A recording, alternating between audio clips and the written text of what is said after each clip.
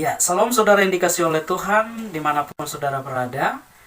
Firman Tuhan renungan hari ini terambil dalam Kejadian pasal 37 ayat 1 sampai ayatnya yang ke-11. Tetapi saya membaca ayat 10 sampai ayatnya yang ke-11 saja. Demikian firman Tuhan. Setelah hal ini diceritakannya kepada ayah dan saudara-saudaranya, maka ia ditegur oleh ayahnya. Mimpi apa mimpimu itu? Masakan aku dan ibumu serta saudara-saudaramu sujud menyembah kepadamu sampai ke tanah? Maka iri hatilah saudara-saudaranya kepadanya. Tetapi ayahnya menyimpan hal itu dalam hatinya. Saudara yang dikasih oleh Tuhan, tema renungan hari ini adalah pembunuh impian.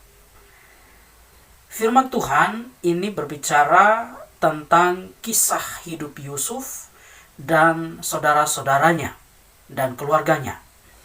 Yusuf adalah anak yang sangat dikasihi oleh ayahnya karena ia dilahirkan pada masa tuanya.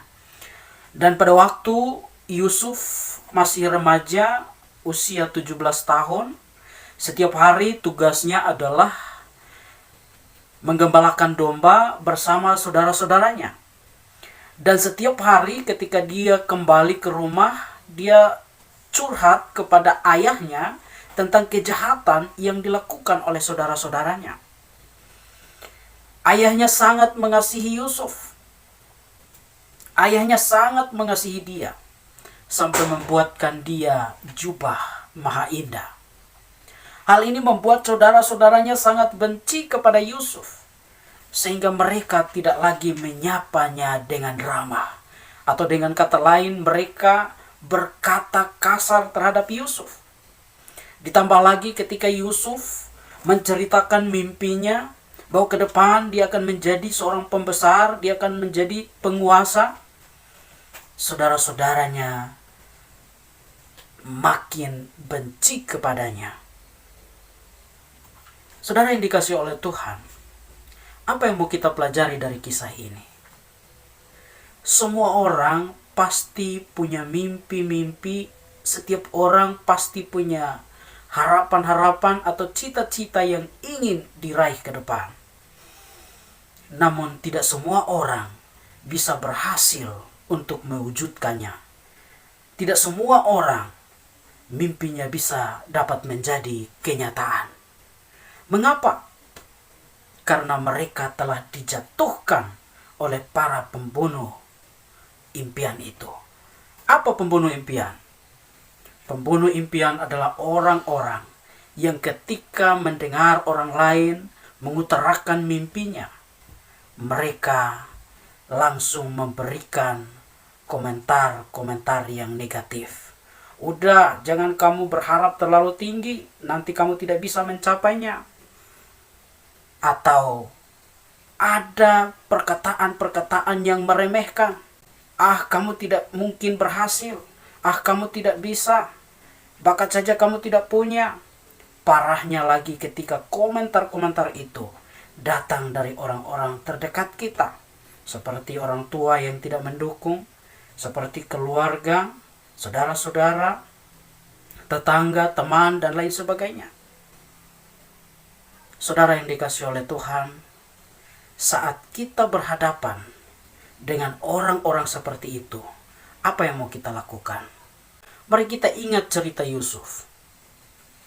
Ketika Yusuf menceritakan mimpinya kepada saudara-saudaranya, saudara-saudaranya bukannya senang karena adik mereka nanti ke depan akan menjadi seorang pemimpin, seorang penguasa, seorang pembesar. Justru saudara-saudaranya marah dan iri hati kepadanya. Mereka berniat untuk membunuhnya. Mereka memasukkan dia ke dalam sumur. Mereka menjualnya menjadi budak. Lalu kemudian saudara-saudaranya memberikan kabar bohong kepada orang tuanya bahwa Yusuf, adik mereka itu, sudah mati diterkam binatang buas. Namun sungguh luar biasa saudara yang dikasihi oleh Tuhan. apa yang dilakukan Tuhan bagi setiap orang-orang yang percaya kepadanya. Rencana Tuhan dalam kehidupan orang-orang yang hidup takut akan Dia sungguh luar biasa. Yusuf tercatat sebagai orang-orang yang hidup takut akan Tuhan. Ia tidak berbuat dosa, ia tidak melakukan yang jahat, meskipun yang dialami adalah buruk-buruk semuanya.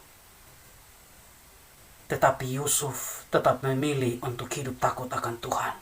Itulah sebabnya Tuhan menyertai Yusuf, sehingga mimpinya menjadi kenyataan.